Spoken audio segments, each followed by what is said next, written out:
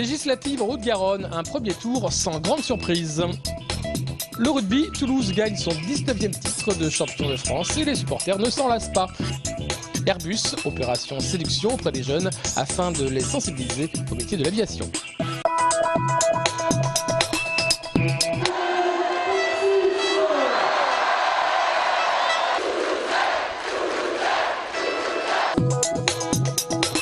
Coup de projecteur sur la Haute-Garonne suite au premier tour des législatives. Beaucoup de roses et une possible touche de bleu. Caroline Delga du PS a été directement élue dans la 8e circonscription avec 52% des voix. Dans toutes les circonscriptions, les candidats de la majorité présidentielle sont en ballottage favorable, sauf dans la 3e où Jean-Luc Moudenc de l'UMP est arrivé devant les deux candidats socialistes avec 34,14% des exprimés. Cette circonscription, elle porte en elle un enjeu. L'idée de donner de la diversité à la représentation de la Haute-Garonne, faire en sorte qu'un seul parti n'accapare pas la totalité de la représentation à l'Assemblée nationale. A noter que le Front National dépasse le Front de gauche dans toutes les circonscriptions, excepté la 4e où Monique Durieux devance la candidate d'extrême droite, Sabrina Bazoin, de 4 toutes petites voix. Nous discuterons au sein du Front de gauche et puis ensuite avec les candidats de gauche qui seront présents au deuxième tour pour qu'une partie de nos propositions soit reprise. Du côté des Verts, c'est la Bérésina, sauf pour François Simon, suite à son accord avec le PS, et pour Régis Godec et Alain Refalo qui dépasse la barre des 7%. Au niveau régional, notons dès le premier tour la réélection de Philippe Martin dans la première circonscription du Gers. Et enfin, au niveau national, les 3 ministres issus du Sud-Ouest devraient garder leur poste puisqu'il semble qu'ils ne seront pas inquiétés lors du second tour.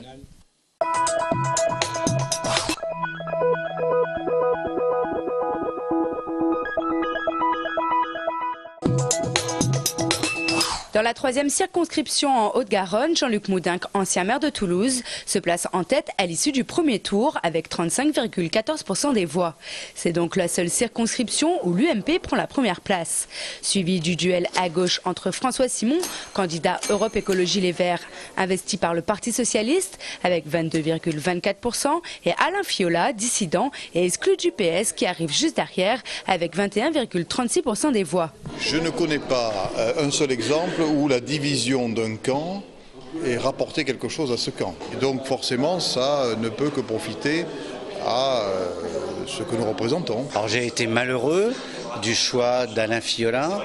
Aujourd'hui, cette histoire est terminée. C'est maintenant une étape importante qui est passée et l'étape suivante, c'est de battre Jean-Luc Moudenc. Cependant, François Simon a dû attendre aujourd'hui en fin de matinée pour être totalement rassuré sur la décision de son adversaire qui a fait durer le suspense. Je ne créerai pas les conditions de la division en maintenant ma candidature. J'appelle donc solennellement dimanche 17 juin à voter pour François Simon. Une triangulaire donc évitée de justesse au deuxième tour pour les 109 578 habitants recensés dans cette 3e circonscription. Samedi dernier, au départ du Capitole, a eu lieu une manifestation contre l'Oustal, maison de l'identité, un local du mouvement d'extrême droite radicale connu pour ses actions spectaculaires et violentes. Le Parti communiste, le Front de gauche a répondu à l'appel de la Ligue des droits de l'homme, de beaucoup d'associations dans un collectif unitaire pour demander un rassemblement qui vise à faire interdire l'Oustal et à permettre aux Toulousains de retrouver de la tranquillité. Toulouse a une tradition antifasciste. Nous la représentons ce matin. Ce mouvement créé à la suite de la dissolution de l'unité radicale après la tentative d'assassinat de Jacques Chirac en juillet 2002 fait partie de la mouvance nationaliste d'extrême droite. Ça fait des années que je lutte contre le fascisme et ses séquelles. Je faisais partie de la section carrément anti-Le Pen à Paris, ensuite dans la Drôme à Valence, et je rejoins les gens des jeunes militants antifascistes toulousains. Le Parti communiste français réfléchit à une future action en justice pour réclamer la fin de l'Oustal à Toulouse. Une cinquantaine de jeunes du collège Bellefontaine et de l'école internationale de Colomiers ont passé leur baptême de l'air à l'aérodrome de Muret. L'occasion pour la fondation Airbus de clôturer sa phase pilote Airbus Flying Challenge, un programme de soutien pour les jeunes en difficulté scolaire qui se veut avant tout humain.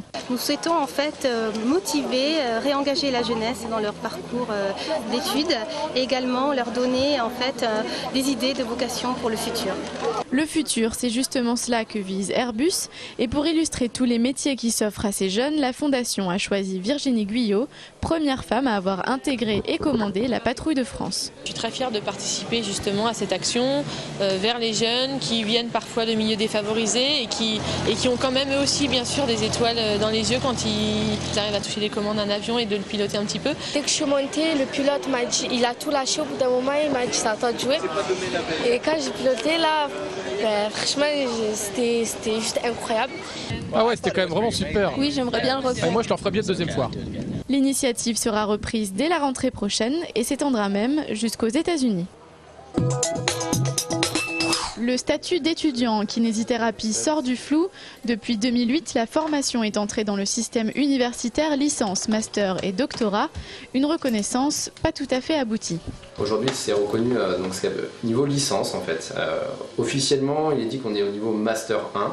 Sauf qu'au niveau universitaire, Master 1 n'est pas un diplôme. Les organisations professionnelles et étudiantes continuent de se mobiliser pour que leur diplôme soit reconnu comme un master et plus tard un doctorat. Pour la cinquantaine d'étudiants de la région Midi-Pyrénées, cela signifierait plus de possibilités d'apprendre ou de se spécialiser. À l'occasion du 50e anniversaire de l'indépendance de l'Algérie, les cercles algérianistes du Gers et de Haute-Garonne organisaient aujourd'hui un colloque à l'espace du judaïsme de Toulouse. 50 ans après la guerre, les violences extrêmes et le terrorisme restent un sujet sensible et douloureux. Ce conflit devient un enjeu de mémoire et le centre de débats historiques et idéologiques, si bien que la transmission dont vous parlez, elle se fait dans un contexte qui est finalement beaucoup plus troublé qu'on aurait pu le penser. Le souvenir, il est sélectif. On porte une grande attention à certaines choses, mais pas à d'autres.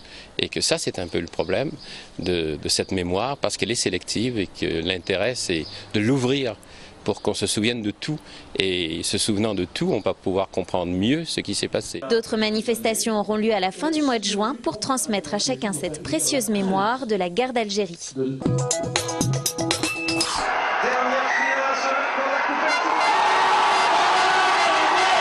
La ville rose transformée ce week-end en ville rouge et noire. Le Stade Toulousain a remporté son 19e titre et les supporters ont accueilli comme d'habitude avec ferveur leur champion, place du Capitole.